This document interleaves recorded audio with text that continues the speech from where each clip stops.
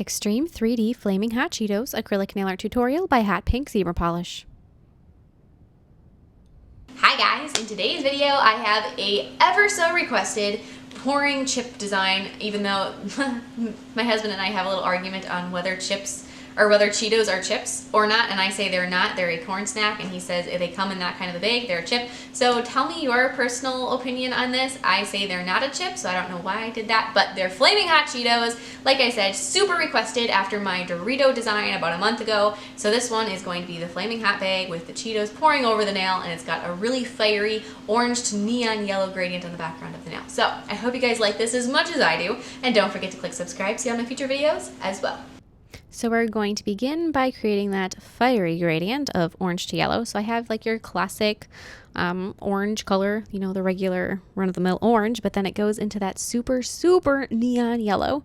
So I first applied the orange and blended that down, and then I'm going to apply the yellow at the tip and blend it up.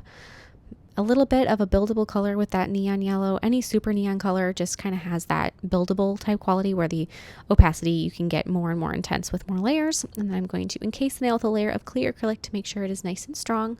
Whenever I do a gradient, they always end up very thin, just the way that I apply them and the way that I can get them the smoothest myself. So I always encapsulate them to make sure that they are nice and strong.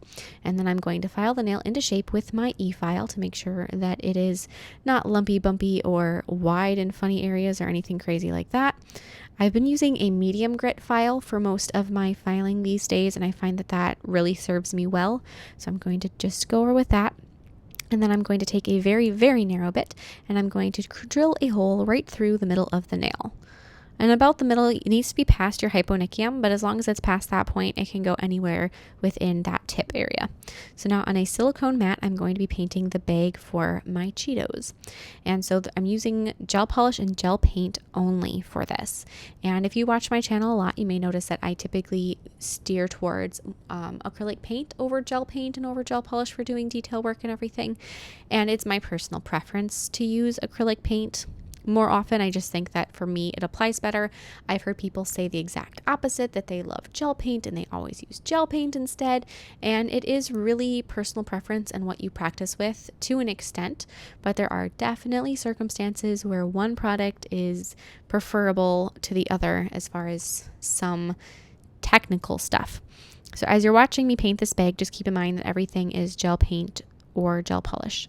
So I start out with that rectangle of yellow, and then I added the bit of orange, and then I added that border of the red. And so the border of the red is across the bottom and then angled down the side of the bag. So like from almost the top and then down almost all the way to the other side. The back of a Cheetos bag definitely does not look like how I depicted it here, but you don't really see the back for this design as far as the way it's positioned on the nail. So I just needed it to look okay. So if it did get a glimpse of it, it wouldn't be like, hey, that's weird, that's just yellow. It has a little bit of something to it, but other than that, it really didn't have to be too detailed or crazy. So that's why it just kind of slopes off and goes away for the back of that. And so then we've got the different little flames going around that red border. There's first a really dark red, and then there's an area that's like a yellowy red, and then from there it goes into a very neon yellow. And as you can see in the picture on the left hand side of the screen, there's this white edge that I have painted here first that goes just around the outline of the flames. And if you're going to use a really neon yellow color, just like how I said for the acrylic, it's kind of a buildable type of a situation just to get that neon pigment. So if you apply a white base underneath, you're going to get a much more intense color, especially with something that's a paint consistency like gel polish or gel paint. So it's really kind of an important reminder to use a white base first. And for that, I did use gel paint because it's going to have a little bit less of a running type of a situation. It's not going to self-level or blend out at all as you're working with it, so it just gives a little bit cleaner lines. And so then after that's cured, apply that really neon yellow on top of it, and then I'm going to continue detailing my Cheetos logo. And I do have the kind of goal side on the left side so that you can see what the end of each step looks like, because the reflections on the camera are just so funny that they always are hard to kind of see exactly what I'm doing. So I have that little picture next to it when I'm painting something like this. And I did that for the Doritos video too, because I knew that it was just hard to really see what was going on. So now that we have all of that, I'm going to go more in depth onto why you want to use a gel product over acrylic paint. Acrylic paint isn't flexible. So if you try to bend it, it cracks. And you'll notice that even if you paint a lot of acrylic paint on a nail, especially one that's not an artificial enhancement and has a little bit of flexibility to it, like a gel manicure or just on a fingernail, because your nail bends and flexes every single time you move your hands and pick something up or type. There's these little bends that you might not even be aware of, but that acrylic paint is going to crack. And so you may have seen that in the past and some brands obviously are worse than others, but that acrylic paint just isn't flexible, which makes it not an ideal medium to use for something like this, because as soon as I'm done painting this little bag, I'm going to peel it off that silicone mat and I'm going to bend it. So not only should you be aware that you need to use a flexible product like gel polish or gel paint, you also need to be aware of the brand, because not all gels are created equally and some are far more flexible than others. The two brands that always come to mind for me when I'm thinking flexibility are Madam Glam and Shellac. And just for product wise, I would always promote Madam Glam over Shellac. I just like the formulation. Shellac always separates for me. It's so, I don't know, like it's like it's got sediment on it and it just separates out. So I always am pro Madam Glam, but it's really good for this type of a project because it does have that flexibility, both their gel colors and their gel top coat. And you do need to use a gel top coat for this. So if you have different brands at your disposal, say you've got 3 different brands to choose from and none of them are Madam Glam, which could certainly happen, I would take and paint a little square on your silicone mat, cure them and peel them off, and then test them and just feel them to see which one's most flexible. And do the same thing with your gel polish if you have options. If you don't, and all of your gel polishes, you got one brand and it's, whatever, Perfect Match or D&D, those are 2 that I was using in the salon, but 2 brands that you have, then you can look at those. I remember I always hated D&D. I don't know if anybody's ever used Daisy Nail Design before. Not my favorite. But anyhoozle, after you're done painting the bag, do a full cure and then do a layer of gel top coat over the top of it. And then as you can see, it just peels right off the mat. And then I'm going to take a scissors and I'm going to trim those edges, make sure they are nice and straight and nice and clean looking, and then fold the bag in half and just make sure that it's the same and kind of all even on all sides. Do a couple adjustment trims if you need to. Then apply some glue on 2 of the edges and close that up. So basically you're leaving the top of the bag open.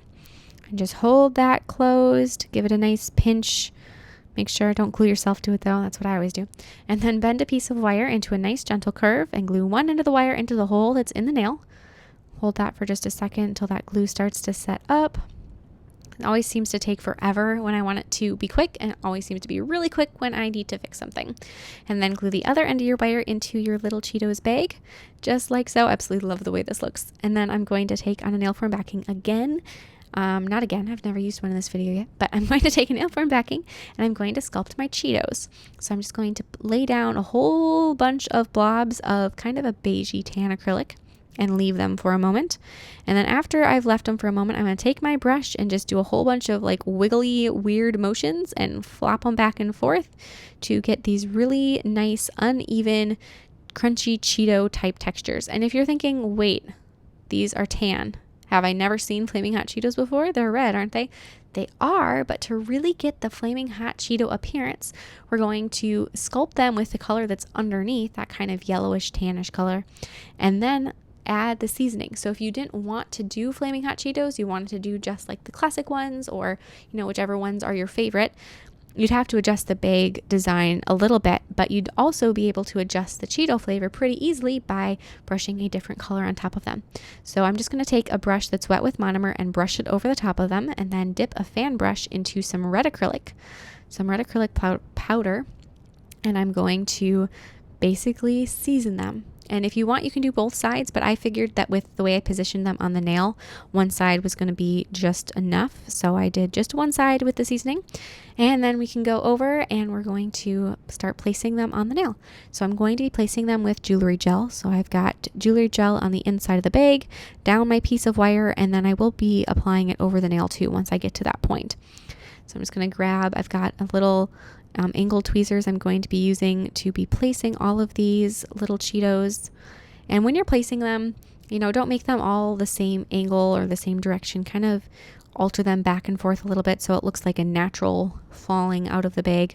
I'm then going to apply some of that jewelry gel over the entire nail, a pretty thin coat. I don't know if you guys, I know my camera's focusing on the Cheetos bag, so it's hard to see, but it's a really thin coat of jewelry gel on the nail. And then I'm going to be applying a layer of a gel top coat over the jewelry gel, so it's kind of an uncured layer of the jewelry gel and then the layer of gel top coat, and then finish placing all of the Cheetos, filling in as many gaps as you want. Depending on how many Cheetos you make, maybe there's only 1 or 2 on the actual nail and that would be fine.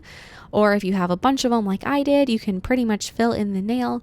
I wouldn't fill in the nail completely because I do want to be able to see that gradient that's underneath it because I love that so much, but you can apply as many Cheetos as you want, and there's always the option of making X number and then deciding how many more you need. So that is it. I love this design. If you guys like this design as much as I do, definitely check out the Doritos one if you missed it, because you should probably love that one too.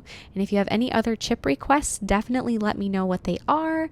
I'm always in the market for new ideas, so anytime you have a request, definitely shoot me a message. I can't guarantee it'll be made, but you never know. And don't forget to click subscribe, see all my future videos as well.